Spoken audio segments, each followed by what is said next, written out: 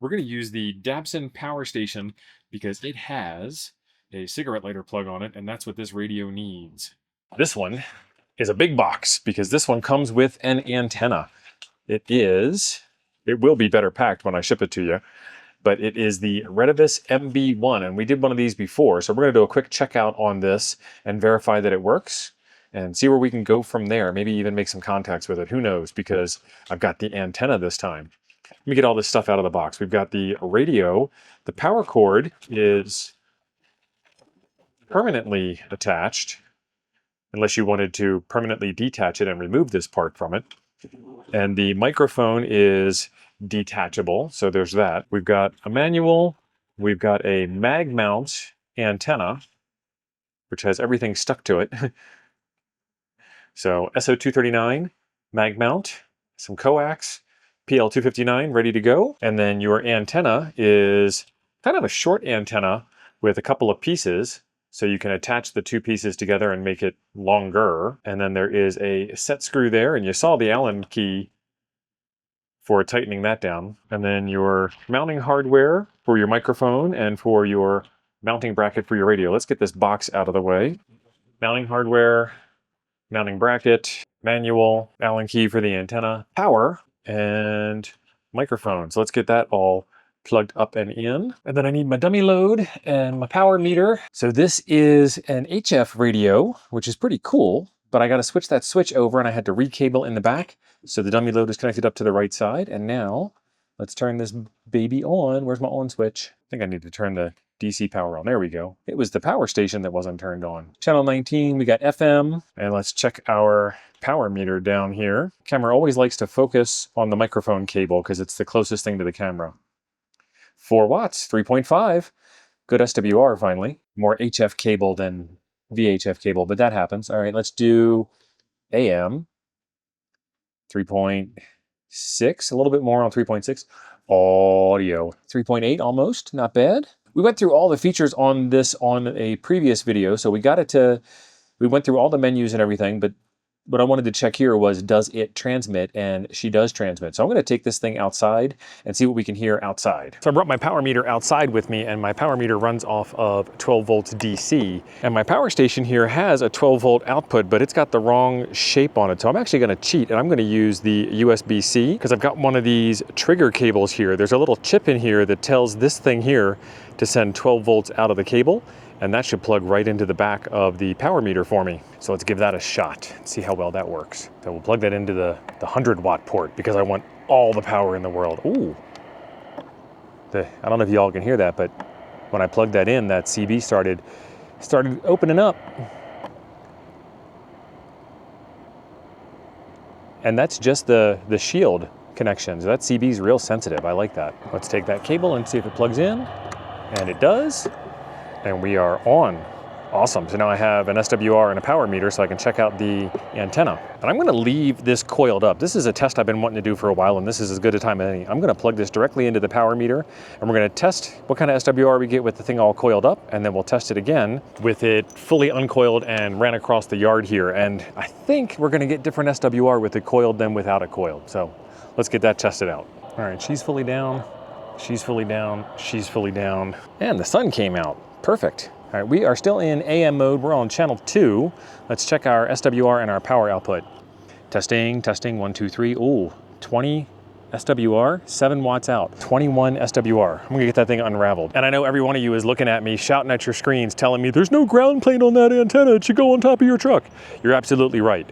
The comparison before and after are still going to be valid because I'm testing in the same conditions. I'm going to put that antenna right back where it was, but I'm going to have the coax spread out. We'll see the number difference. Then we'll get a ground plane set up because I'm a ham. I know how ground planes work. All right, so now that coax is all spread out, let's get over and take a look at the SWR. This is TO testing again. Check us out. We've got much less SWR. I knew that was going to happen. We always have to uncoil our coax as much as we can. And just because I like to experiment, I put the mag mount directly on top of the metal case for the SWR meter. Check this out.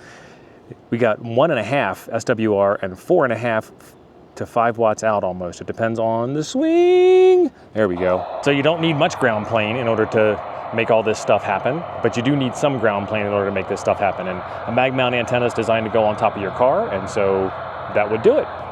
if you have a car that has magnetic metal on it, which I do not, which is why I'm sitting here at a picnic table instead of sitting in my car testing this thing out. Let's get back to see if there's anything on the band.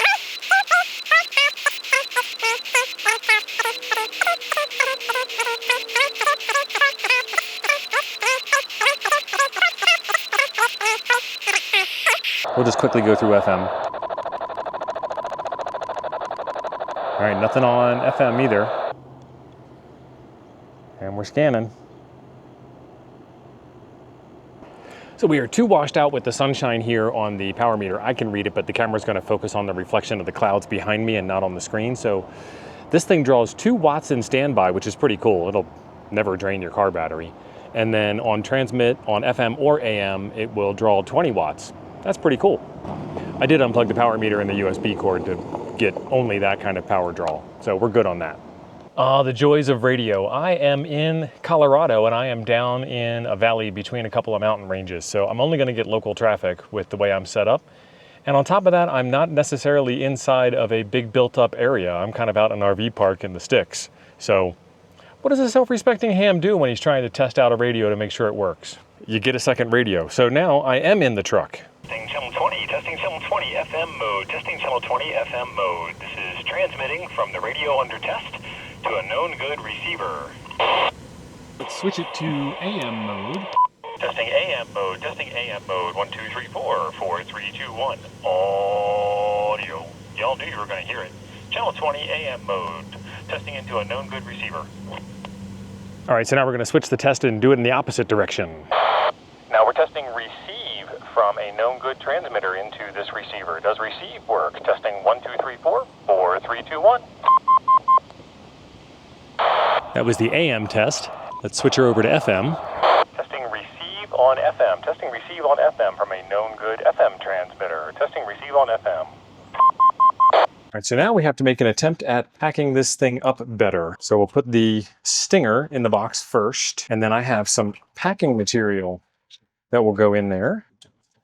Actually, I guess we don't put the stinger in the box first. I'll show you in a second why.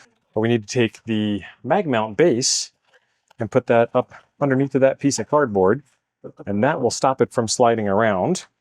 And then there's a little cutout here where the stinger should go. So we'll put the stinger in the cutout.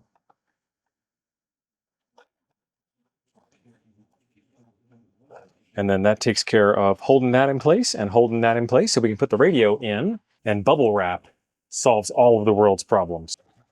And that will protect the radio during shipment, as well as the outside of the box will protect the radio during shipment. We'll put our cable in there, and then we make sure we get our accessories, our owner's manual, our bag of hardware, the mounting bracket that you don't get from ICOM, and the microphone. I'm gonna put some bubble wrap in there too. All right, there we go. Lift those guys back up into place. And once I close the box and get it taped up, they're not going anywhere because the box will, actually I'll tape it right now. Goes back in there where they belong, bring that up, and tape it into place. Like I said, that ain't going anywhere. Put the bubble wrap between the microphone and the hardware, then another piece of packing material on top. There we go. Good to go. I just need to tape it up.